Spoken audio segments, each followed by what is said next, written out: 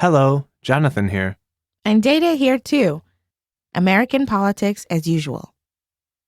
In this lesson, you will learn how to explain a somewhat complicated political process using active voice.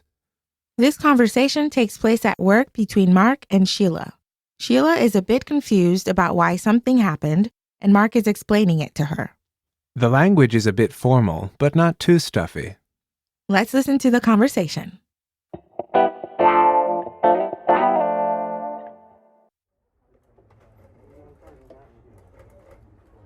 I don't understand.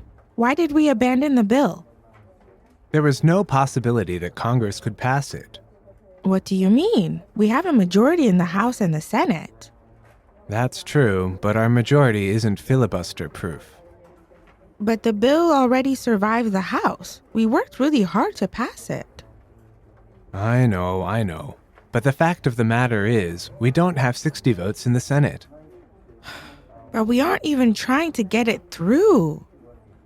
Leadership said that they would filibuster any legislation that even smells like a tax hike. It would be a waste of time. Ugh, it's just so frustrating. Chill out, Sheila. You still have a job. It'll be okay. I know. I just put a lot of effort into that bill. It's sad to see that it was for naught.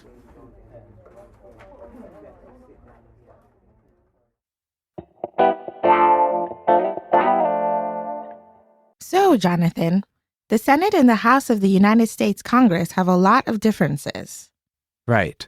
Historically, the Senate is smaller, and usually the senators have had more personal relationships with each other, which has allowed more bipartisan work to get done. Because of its small size and relative flexibility, the rules for debate and discussion are very different. In the House, there is a specific amount of time that each representative can talk about a bill, and they cannot use more than their own time. However, in the Senate, every senator is allowed to speak as long as he or she desires, and it takes 60 out of 100 votes to stop debate on a bill. In the House, a simple majority can stop discussion, but the Senate requires 60%.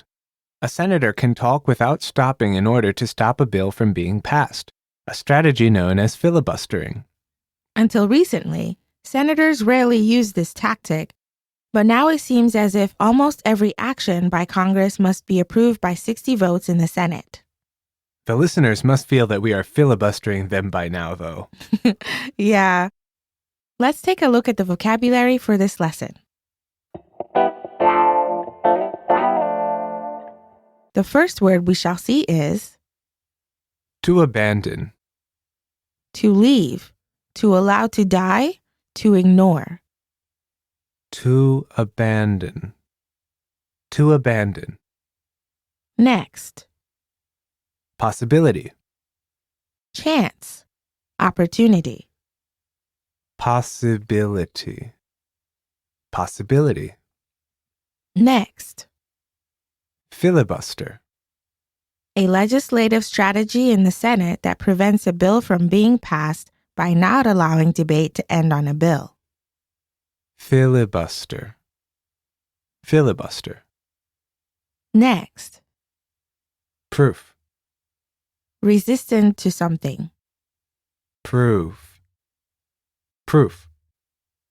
Next, To survive. to live through, to persist after. To survive. To survive. Next, Fact. true statement, actuality. Fact. Fact. Next, To smell like. to appear to be. To smell like. To smell like. Next, Tax hike. a raise in taxes. Tax hike. Tax hike. Next, Not. nothing. Not. Not. Next, To chill. to cool down. To chill. To chill. Let's take a closer look at two of the phrases we saw. Why don't you get us started? Okay, the first one is smells like, which in this context means that something appears to be like something else. Mark says they would filibuster any legislation that even smells like a tax hike. Even if it is not exactly the same, if they share characteristics or traits, we can use the term smells like. We have to be careful though, because usually it is not a positive indication. That's right. Okay, what's next? Mark tells Sheila to chill out. This is slang for telling someone to relax. It is quite informal and suggests that they cool down. Yeah, like the time I got really excited about that new video game, and I wouldn't stop talking about it. Yeah, and I told you to chill out. You did. All right then, I think that brings us to... My favorite part. Hey, chill out. It's just the grammar. Okay, well, let's start. The focus of this lesson is using active voice. Mark says there was no possibility that Congress could pass it. Quite a while ago, we discussed the use of passive voice when we are emphasizing the object of action rather than the actor. We did say then, however, that active voice is a much more common and clear way of communicating. When we are writing, it is almost always preferable to use active voice rather than passive voice. Using active voice allows the reader or listener greater clarity about the actor and the action. Unlike with passive voice, which can use an implied subject, active voice always clearly states the actor. Let's look at some examples of converting passive phrases into active ones. For example, the bill was passed by Congress. We could make this into active voice by saying, Congress passed the bill. Yep.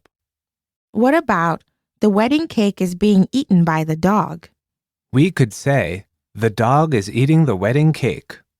It is pretty clear in these examples who or what is doing the action, so it is not so difficult for us to convert the phrases into active voice. However, in other situations, passive voice does not use a subject, and it is more difficult to convert it into active voice. In this case, it is best to ask who or what did the action and then make an active phrase. Like the phrase, The computer was repaired. We should ask, who repaired the computer? An IT company, of course. Oh, okay. So, in active voice, we can say, an IT company repaired the computer. Right. How about one more? Okay. The test is being given out to the students. Who is giving out the test? The teacher, I guess. Great. So we can say, the teacher is giving out the test to the students. Sometimes we have a situation where we know that an object has had an action done to it, but we are not sure who or what exactly did it. In these cases, it is sometimes best to leave the sentence in passive voice. However, we can make an active voice phrase by using something or someone as the subject of the sentence. Right. Like when the rice in my cabinet was being eaten. Yeah, you didn't know what was eating it, so you could have said, Something was eating the rice in my cabinet. or let's say we're talking about the wheel. Yeah, the wheel was invented thousands of years ago. But we don't know who invented it, so we can say, Someone invented the wheel thousands of years ago. using someone or something is not ideal, as it makes you seem a bit like you don't know what you're talking about. When writing, especially for a work or academic situation, be sure to do your best and get the information as much as you can to use active voice appropriately. But if you can't understand who did the action, use a some word, or if that sounds strange, you can leave it in passive voice. I think that finishes up. We hope you enjoyed this lesson. Until next time. See you soon.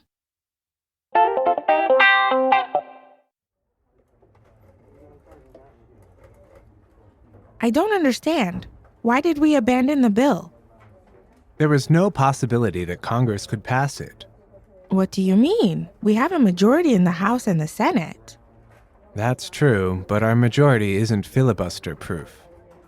But the bill already survived the House. We worked really hard to pass it. I know. But the fact of the matter is, we don't have 60 votes in the Senate. But we aren't even trying to get it through. Leadership said that they would filibuster any legislation that even smells like a tax hike. It would be a waste of time. Ugh, it's just so frustrating. Chill out, Sheila. You still have a job. It'll be okay. I know.